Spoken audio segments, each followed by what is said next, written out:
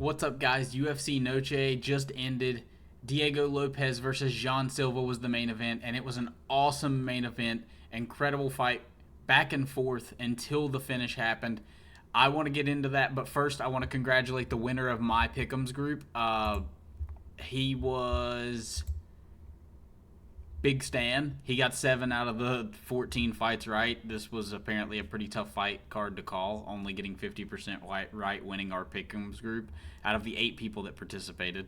I do pay-per-view events, $100 payouts to the winner of this. It is completely free to join. If you guys want to participate ever, it is completely free. Just make a Tapology account and go to tapology.com/groups/2048. I'll link it down in the description below and in the comments, and I'll pay you out $100 if you end up winning the group. If you tie, it splits amongst the winners. Anyways, congratulations to Big Stan. You won our group this week. Now, let's get into the breakdown of the entire card. We're going to start with the main event and then go all the way down to the early prelims. Incredible main event. Like, this is what you watch the UFC to watch. Like, this is why you watch the UFC. This was such an incredible fight.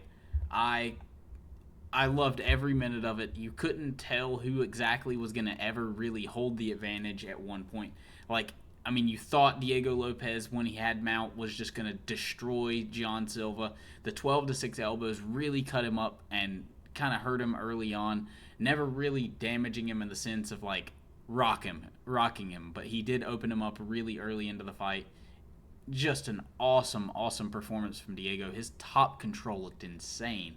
Easy takedown from him, slamming John Silva and immediately taking his back, flattening him out, and then just making him roll, getting elbowed, just smashing him with ground and pound. John eventually gets up with a nice little sweep and escape. Diego tries to jump a triangle, if I'm not mistaken, when that happened. And, from there, they just kept striking. Jean Silva in the first round landed like 3 front kicks to the face of Diego Lopes, the third one being a really, really solid one. And I'm surprised it did nothing to Diego Lopes. The blockhead just absorbed it and just kept going. It was such a good fight to see two guys at this high of a level. And you could see the evolution in Diego Lopes' game from the Volk fight. You could see where those deficits had been, where he was not very good at cutting off the cage. He actually learned how to cut off the cage very well in this fight. Jean Silva not having quite as good a footwork as as Alexander Volkanovski, though. That being said, Diego looked so much better in this fight than he did in that Volk fight. If this Diego had showed up in the Volk fight, he knocks out Volk. Anyways, second round comes, and Jean Silva starts to look like he's kind of taking over. He's landing some big shots on the feet. We get another takedown that happens, and Jean almost gets up kind of immediately after a little bit of ground and pound, if I'm not mistaken. And then Jean starts to take over and lands a couple big right hands, and then just starts to swarm Diego. And as they come to the cage, Diego does a spinning elbow. After he lands a little in tight, he lands an elbow. Jean Silva lands a couple flurries right after that, and it backs him up to the cage. He's spinning elbows, lands up on top of Jean Silva's head, cracks him open, hurts him very badly, and then the ground and pound just finishes him off. Incredible performance from Diego Lopes. I think he should have the next title shot, in my opinion, but I'm really not too sure. Maybe that's just me being overzealous, but insane performance from both guys. They both looked really good up until the finish, though. I was thoroughly impressed by this fight. This is why you watch the UFC at the highest level. This is exactly why. This is what I live for. By the way, our picks were in shambles for this card, so things did not go well for me. I got, I think 6 out of the 10 fights right. Yeah, 6 out of the 10 fights, or 6 out of the 14 fights right. Only 2 of them being perfect picks. Yeah, things didn't go well for me. Things happen, This was not my best week, but I will be better next week. My Contender Series performance was I swept the card and came in second place on all of Tapology. So things happen, you know. Sometimes you have a bad performance on your card. Moving on to the co-main event, we had David Martinez defeating Rob Font in a excellent performance from a kid who I did not think was going to be able to do something like this. I thought David Martinez was just going to angrily strike at range, and he did, but he angrily struck into range. And he was landing some very, very hard shots on Rob Font. Nasty kicks. Every time he threw, he had nasty intentions. Rob Font needs to learn how to check kicks, man. It's a bit late in the game, but, you know, if you're going to continue and we can't check kicks, we've got some massive, massive problems. Guys like Jonathan Martinez are going to beat you. Which also makes me question how Kyler Phillips didn't beat you, but it is what it is. Anyways, David Martinez looked awesome in this fight. I can't wait to see his next fight. This jumps him up into the rankings for sure, and I'm happy about that for sure. Like, I love that. It was a great performance. I loved how straight his shots were. His blitzes were on point. It wasn't like one of the fighters that was earlier in the card where we were just striking the air at range for some reason. Kind of weird. But, yeah, Martinez looked great in this fight. I'm excited about his next performance. Can't wait to see it. Moving on to who you'll see in my thumbnail, a man who was hit by a car and then decided to fight and tough through it. He blew out his knee being hit by the car, by the way. That's why he had the knee sleeve on, that being Jared Gordon.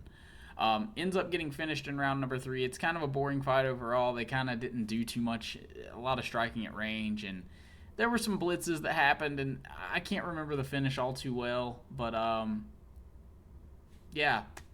Rafa Garcia looked pretty good.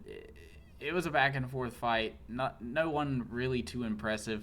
Knowing that Jared Gordon got hit by a car, I wish I had known that before the fight started. That would have been some nice information to have. You know, the NFL, if that would have happened, that would have been immediately out. Like if Tyreek Hill or some guy like that had been hit, you know, Patrick Mahomes, some guy like this, was hit by a car the day before his fight or the day before his game, they would have announced that on an injury report, and the betting odds would shift from there, and you would get to, you know, I would get to choose my fight based on that. I would not have picked a man who was hit by a car and blew out his knee if I had known that. Anyways, I feel like this pick's not entirely my fault, but, you know, it is what it is. Jared Gordon looked good, even to be hit by a car, especially to be hit by a car and blown out his knee.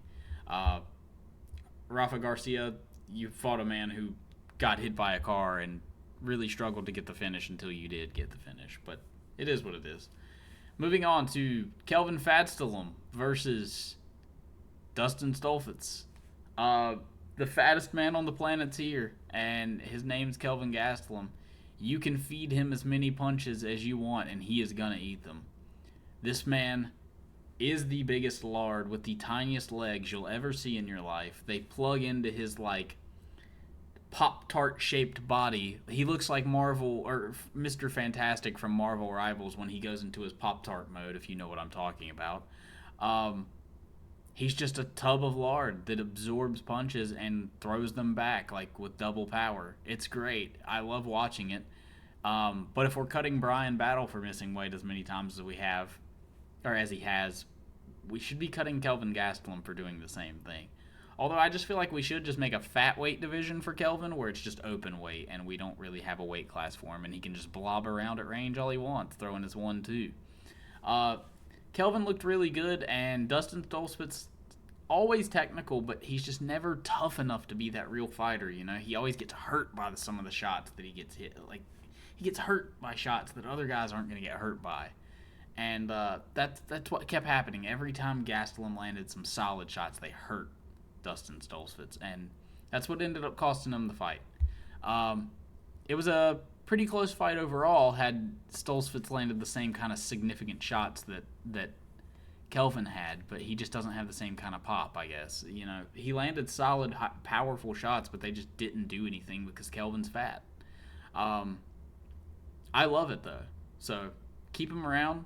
Find some other fat guy for him to fight. Maybe Jose Medina, even though we're should cut him. My God, he's never even done anything positive in the UFC, yet he is still around, and this is his 4th fight if you count his Contender Series fight, which upsets me, but we'll talk about that in a minute. Moving on to the lightweight division, we have Alexander Hernandez defeating Carlos Diego Ferreira in a very impressive fight. It was very tough for him at first, but he ends up pulling out the comeback victory, in my opinion. Carlos Diego Ferreira looked very good in the first round, man. I was questioning his age, man. Like, this guy at 42, and his body is even looking like it's aging, is still landing heavy shots, very good timing. I mean, dude, he finished Mateus Rebecki like 2 years ago, and he was 40 at that time. Like, that's insane to me. I think that Diego Ferreira needs to be studied. He's like the ageless wonder, like how Yoel Romero, who just destroyed a guy in BKFC this weekend, is. But he lands these heavy shots that you can tell just like really deter Alex Hernandez from coming in at all, and he just does not like any of the shots he's absorbing. But as the rounds go on and we get into that second round, Hernandez starts eating the shots a little better, and his timing's looking a little better. And as Diego Ferreira's throwing like a shot with his left, I think he was coming in like this, he just gets counter right-handed right on the button, slumped down. Referee doesn't stop it there. Hammer fist just over and over, gets knocked out 3 separate times from the ground and pound. Referee finally decides that's enough, and we get a somewhat early stoppage. Because 3 knockouts is not quite enough in my opinion. I think you need to go 4 to 5. Some soccer kicks would have been appropriate, but it is what it is. The referee didn't know what he's doing, but, Hernandez gets an impressive win, although still an early stoppage in my opinion. It is one of the, 2 fights we got right on this whole card, it feels like. Anyways, moving on to another fight that we got wrong, and another one of the 2 impressive debuts, by the way, on this card. We had 2 guys who had awesome debuts. Santiago Luna defeating Quang Lee. Also, by the way, never pick Asian fighters that are not South Korean fighters to win fights. South Koreans are the most badass Asians there are, and they can really fight. These other guys, they have to be fighting frauds to lose, to win, in my opinion. Santiago Luna comes in. Quang Lee looks real sharp early, landing good shots, lands like a good left hook, I think it was, that stuns and rocks, and if I'm not mistaken, drops Santiago Luna. If things look bad, I'm thinking I got my fight picked perfect here. I'm like, oh, this is going to be easy work. Later on in the round, Santiago Luna's looking a little sharper, grappled his way kind of back into the fight a little bit to recover, and lands another shot of his own, and drops Quang Lee and ends up finishing him off, and you just question the legitimacy of some of these Asian fighters that aren't South Korean legitimately. Looked good early, but it's maybe just the jitters legitimately of Santiago that were giving him any issues in general in this fight. It was his first fight in the UFC, and he still looked as sharp as he did once he got used to the fight and settled in. Impressive performance from Luna. I can't wait to see his next fight. I'd like to see a little bit of a step up from him. Moving on to a fight that we shouldn't even have had these guys in the UFC. Dusko Todorovic defeating Jose Medina by submission. Nasty rear naked choke. Got it extremely deep in. He kind of just beat the shit out of Jose Medina, the punching bag himself. Literally never done anything positive in the UFC other than be tough himself.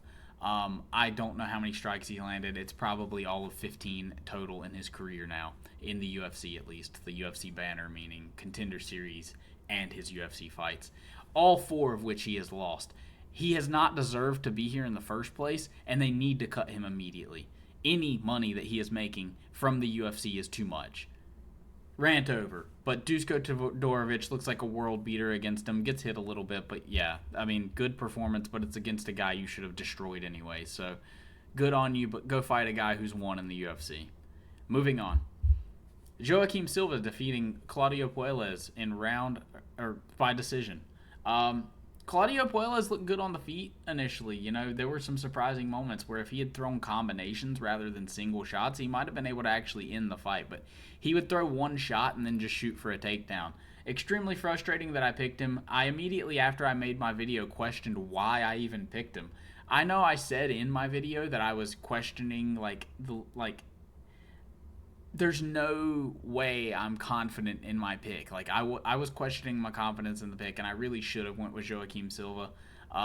He looked good in stopping the takedowns later on. In the first round, he looked horrible. I thought my pick was gonna go exactly how I thought it, or how I picked it to go, but Silva recovers and lands big shots and ends up winning. But had Claudio Puelles put together combinations, he would have won the fight. That's my general opinion. And if I gave him any personal advice in his career, I would say throw combinations. You were hurting him on the feet with one shot and then shooting a takedown. Kind of crazy to me. You looked good, but you just didn't throw combinations. You needed to throw combinations, get your feet set under you, and land some real hard shots. You would have finished them, in my opinion. Joaquim Silva, impressive decision victory. You did a good job winning after getting taken down and put into some bad spots. Good job. Moving on to the Great Khali versus Charles Oliveira. It was a great fight. A terrible fight, in fact, actually. Just as most ranked women's fights are. It's crazy. Every ranked women's fight is terrible, and most of the unranked women's fights are fun. We will get to a unranked women's fight that was pretty boring, in my opinion. But this was a ranked women's fight, and it was boring. Tatiana Suarez kind of marauding her way around into the fight and just winning off grappling and doing nothing. Had this been a men's fight, I could have seen Amanda Lemos winning, but it's not. So, boring fight overall. I might make a fights to make for her. I might. It depends on who all I'm putting in it. We'll see. Anyways, terrible fight. Moving on.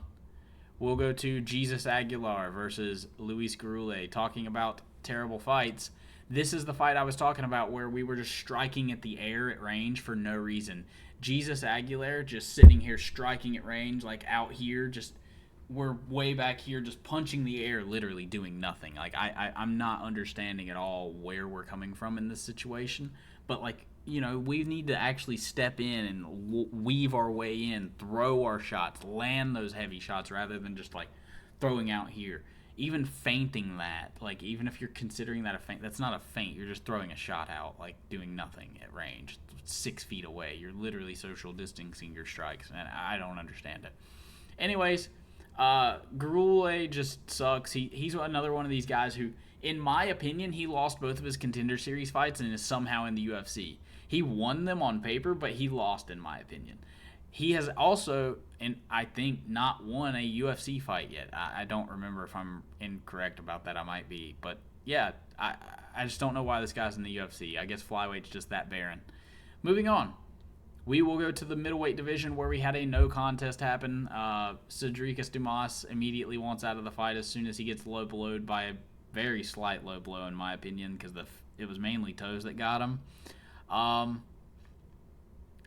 My opinion, I spar without a cup and have been low blowed many, many times, and I continue to spar when it happens, but this could have been different. You never know.